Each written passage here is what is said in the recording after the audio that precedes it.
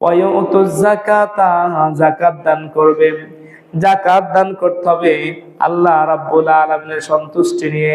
অনেক মানুষ দেখা যাচ্ছে রমজান মাসের পরে যাকাত দেয়, যাকাতের কাপড় দেয়, আর শত শত মানুষদেরকে সেখানে ভিড় জমায়, মানুষের মহিলাদের হাতে হাতে কাপড় দেয়, এদিকে মহিলাদের বেপর্দা পশিদা সব কিছু কি বরবাদ হয়ে যায়। আর ওই লোকটা ভিডিও করে, হাইলাইট করে যে সে অনেক বড় দানবীর, শত শত হাজার হাজার মানুষদেরকে সে যাকাতের কাপড় বিতরণ করতেছে। কোনা নাউজুবিল্লাহ। আবার আল্লাহ রাব্বুল আলামিন বলেন, আমি আমার বান্দাদেরকে নির্দেশ দেই, আদেশ করি যে তারা ইখলাস পূর্ণ ইবাদত বন্দেগী করবে, ইখলাসিয়াতের সাথে আমার আনুগত্য করবে, নামাজ কায়েম করবে, যাকাত দান করবে। ওয়া যালিকা দীনুল কাইয়্যিমা, আর এটাই হচ্ছে সুপ্রতিষ্ঠিত দ্বীন। এটাই কি সুপ্রতিষ্ঠিত দ্বীন। গতকালকে আমি যে মাদ্রাসা খেদমত করি, কামরাঙ্গা দারুস সুন্নাহ সালেহী হাফিজিয়া মাদ্রাসা, ওই মাদ্রাসায় বিকাল বেলায় আমি ছাত্রদেরকে নিয়ে গিয়েছি একটা জানাজার নামাজ পড়ার জন্য। তো আরেকজন হাফিজ সাহেব মাদ্রাসায় ছিল। তো এসে দেখছেন একজন মহিলা এই 5 কেজি গরুর গোশত, চাল একটা 25 কেজি বস্তার চাউলের বস্তা, আলু 10 কেজি, ডাউল, পেঁয়াজ, রসুন, তেল 5 লিটার এরকম করে বাজার সদাই দিচ্ছে। আমি সবকে জিজ্ঞাসা করলাম কে দিল? বলো ডাক্তার সাহেব জানে। ডাক্তার সাহেবকে জিজ্ঞাসা করলাম সদাই কে দিছে, দোয়া তো করতে হইব। কয় উনি নাম কয় না, নাম বলে না। আলহামদুলিল্লাহ। এই দান করার সিস্টেম হচ্ছে এটা, মহিলা পরিচয় দেয় না কে বা কারা, দান করে দিয়ে গেছে। আলহামদুলিল্লাহ, অনেক টাকার সদাই ছাত্রদের উদ্দেশ্যে দিয়ে গেছে। তো এই হচ্ছে দানের নমুনা। কিন্তু কিছু কিছু মানুষ হলে কি করতো, যে দানটা করছে ছাত্রদেরকে ডাকতো, ডাইকা একত্রিত করতো, ছাত্রদের হাতে কারো হাতে ডাউলের ফুলটা দিত, কারো হাতে তেলের বোতল দিত, কারো হাতে গোশতের ফুলটা দিত, দিয়া ছবি উঠেতো, ফেসবুকে ছাড়তো যে এই জিনিসটা মাদ্রাসায় দান করছি। আর ওই মহিলা কি করলো, সে দান করছে, নামও পর্যন্ত প্রকাশ করে না, পরিচয় দেয় না, কোন বাড়ির কার বউ কার মা পরিচয় দেয় না। কোনা সুবহানাল্লাহ।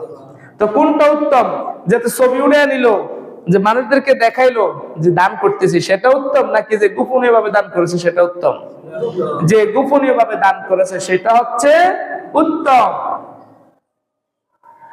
সম্মানিত প্রিয় হাজিরিন, এই জন্য আল্লাহ পাক রব্বুল আলামিন পবিত্র কোরআনের মধ্যে বলে দিয়েছেন, কুল ইন্না সালাতি ওয়া নুসুকি ওয়া মাহইয়ায়া ওয়া মামাতি লিল্লাহি রাব্বিল আলামিন।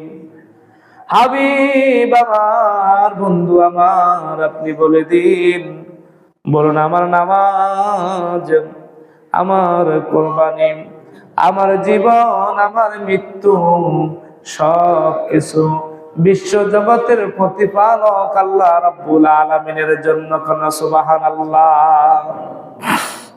নামাজ পড়তে হবে আল্লাহ রাব্বুল আলামিনের উদ্দেশ্য নিয়ে, আল্লাহ রাব্বুল আলামিনের ভয় নিয়ে। আর আমাদেরকে কোরবানি দিতে হবে আল্লাহ রাব্বুল আলামিনের সন্তুষ্টির উদ্দেশ্য নিয়ে। আমাদের মৃত্যুবরণ যখন আমরা করব, আমাদের মৃত্যু আল্লাহ রাব্বুল আলামিনের হাতে নির্ধারিত। আল্লাহ রাব্বুল আলামিন যখন চায় তখন আমাদের মৃত্যু হবে। আর আমাদের হায়াত যতদিন আল্লাহ ইচ্ছা করেন ততদিন আল্লাহ রাব্বুল আলামিন আমাদেরকে হায়াতের জীবনে বাঁচিয়ে রাখবেন। সব সিদ্ধান্ত কার কাছে? আল্লাহ রাব্বুল আলামিনের কাছে।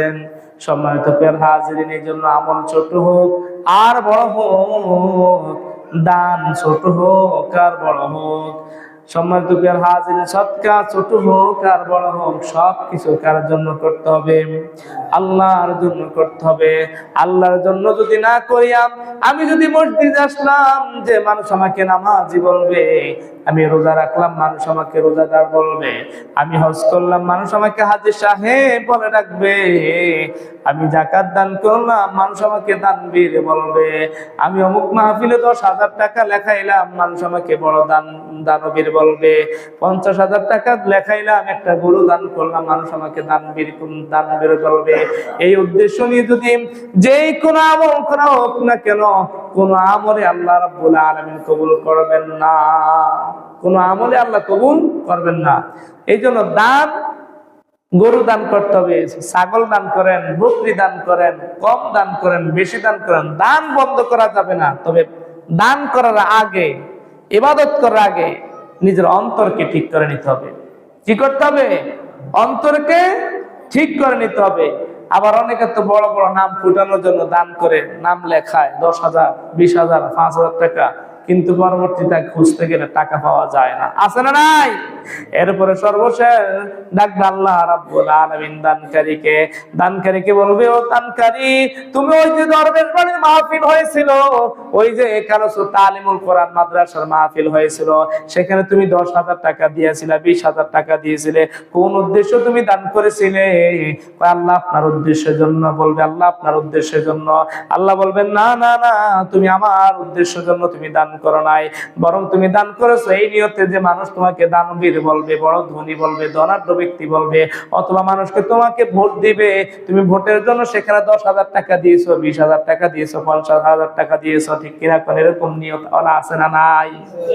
ওই দানকারীদের কাল কিয়ামতের ময়দানে আল্লাহ রাব্বুল আলামিন ফেরেশতাদের হাতে সোপর্দ করে দিবেন, আর ফেরেশতারা তাদেরকে টেনে টেনে হিসরে অপমানিত অপদস্থ করে জাহান্নামের দিকে নিয়ে যাবে। কোনা নাউযুবিল্লাহ।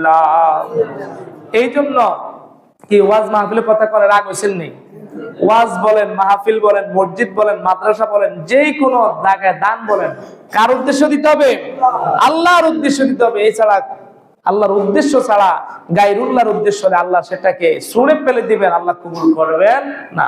আল্লাহ রাব্বুল আলামিন যতটুকু আলোচনা করেছি, এই হচ্ছে আজকে, মানে এগুলো হচ্ছে আমাদের মূল ইবাদতের মূল।